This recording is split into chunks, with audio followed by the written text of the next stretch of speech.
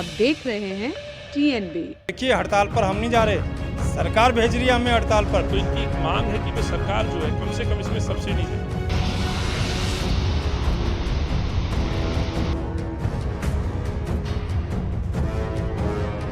मैं कहना चाहता हूं साथियों, आज विपक्ष के रूप में कांग्रेस का कार्यकर्ता सड़कों पर है और ये हमारा दायित्व बनता है। जब सरकार तानाशाही बन जाए और लोग की बात ना सुने तो स्वाभाविक है वो विपक्ष के पास आएंगे।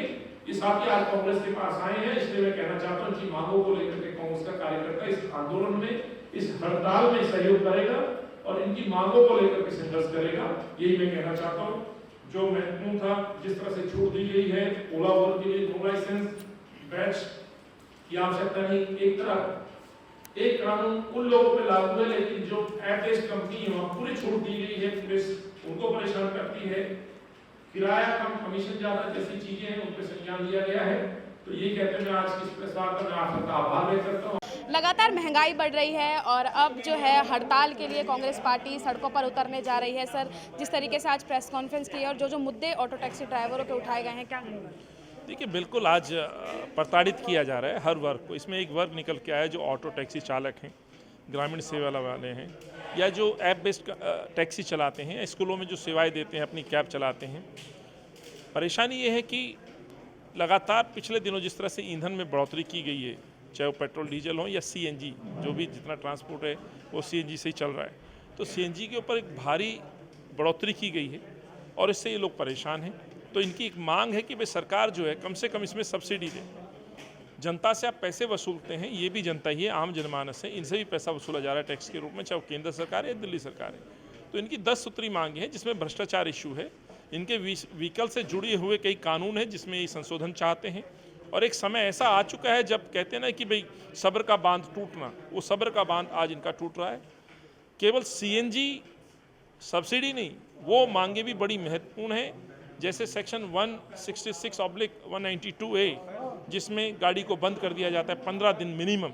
आप बताइए, जो गरीब आदमी सुबह अपना व्हीकल लेके जा रहे हैं, चलते समय रोड पे एक्सीडेंट भी होते हैं, मिस्टेक्स भी होती हैं, उसमें इतनी बड़ी सज़ा कि आप 15 दिन गाड़ी बंद कर देंगे, आप जुर्माना लगाएंगे और प्रति दिन के हिसाब से पेनल्टी डालेंगे। तो अंदाज़ा लगाइए कितनी बड़ी क्षति इनकी हो रही है। रोजगार है नहीं, कोरोना में ऑलरेडी पहले ही लोग परेशान हैं। तो इस तरह की कुछ मांगे इन साथियों ने रखी है और यही मांग हमने भी रखी है, अपना समर्थन हम दे रहे हैं। इन्होंने 2 दिन सांकेतिक हड़ताल की कॉल की है, एक कमेटी बनाई है अरविंद केजरीवाल साहब ने रेट बढ़ाने के लिए। इनकी मांग है रेट ना बढ़ाए जाएं, हमें सब्सिडी दी जाए। और जो कमेटी बनाई गई है वो अपने कौन लोग हैं, इनका ये भी प्रश्न है, क्योंकि जो यूनियन है जो इस पर संघर्ष करती है उनको दरकिनारा किया गया है। तो उस मीटिंग में इनको रखा जाए, इनके द्वारा जो सुझाव हैं उनको सुना जाए, उस पर अमल में लाया जाए यदि सरकार उचित समझे। ये किन लोगों को बैठा करके क्या मैसेज देने की कोशिश की जा रही है, उसका विरोध ये लोग करें, जिसका समर्थन कांग्रेस पार्टी कर रही है। सर, लगातार कांग्रेस पार्टी महंगाई को लेकर भी जो है वो प्रोटेस्ट कर रही थी और अब ऑटो ड्राइवर और उनके साथ भी जो है वो कांग्रेस आ गई है। तो क्या लगता है सर, क्या स्तर इस बार हड़ताल का रहने वाला है, क्योंकि पिछली हड़तालों से तो सरकार पर कोई असर देखने को मिला नहीं। देखिए, एक चीज़ मैं बता दूं, आज दिल्ली के अंदर कांग्रेस पार्टी विपक्ष में है। हम उस हर योजना का या उस जन विरोधी नीति का विरोध करेंगे जो जनता के हित में नहीं है।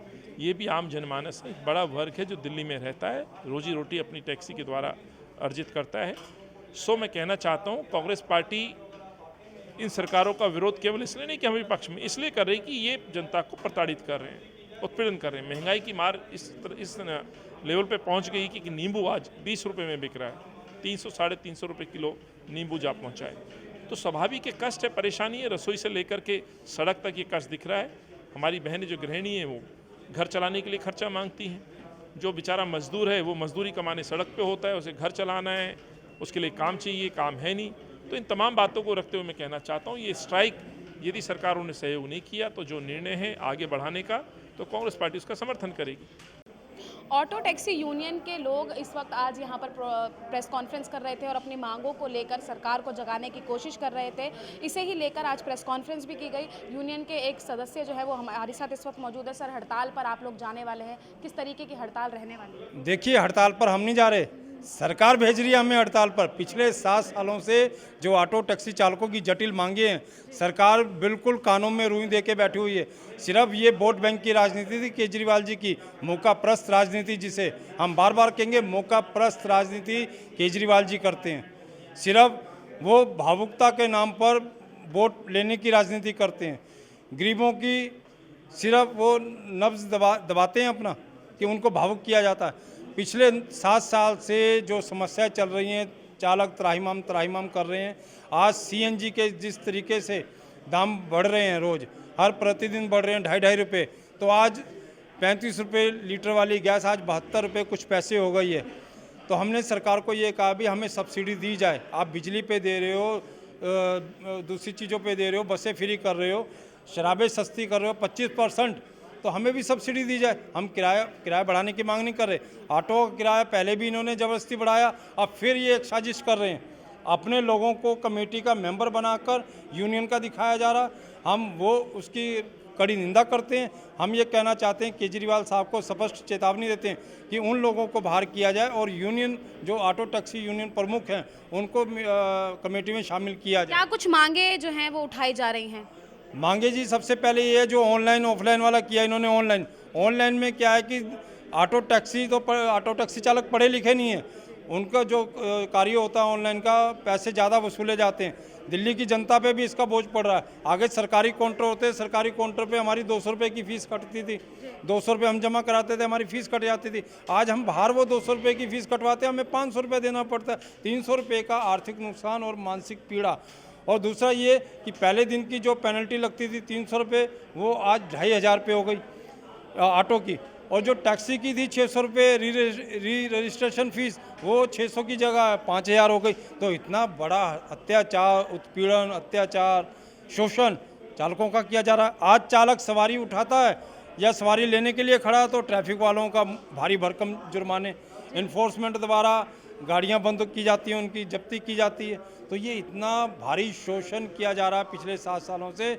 और हम ये चाहते हैं कि जो 18-19 की हड़ताल है, अगर सरकार नहीं चाहती, 19 तारीख दोपहर 3 बजे तक का हम टाइम दे रहे हैं सरकार को, अगर सरकार ने दिल्ली की प्रमुख यूनियनों को मीटिंग में नहीं बुलाया 19 तारीख 3 बजे तक, तो ये हड़ताल 2 दिन के बाद सांकेतिक अनिश्चितकालीन हो जाएगी।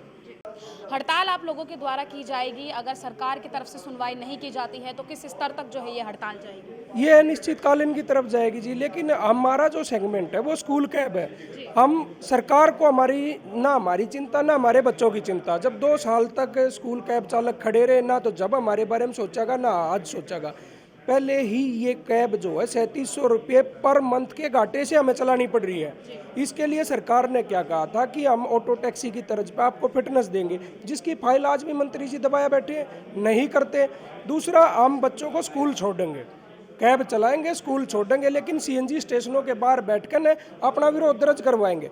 अभी कोविड भी बढ़ रहा है, बच्चों को 2 साल स्कूल नहीं गए, उनके ऊपर बहुत ज़्यादा असर पड़ा पढ़ाई के ऊपर। इसलिए हम हड़ताल में तो शामिल हैं, लेकिन अभिभावकों की रिक्वेस्ट के बाद हमने ये किया जी हम हड़ताल में शामिल होंगे, विरोध प्रदर्शन करेंगे, लेकिन बच्चों को स्कूल छोड़ेंगे। 9 बजे से 11 बजे के बीच में हमारे साथी सीएनजी पंपों के बाहर बैठकर न इस हड़ताल का समर्थन करेंगे।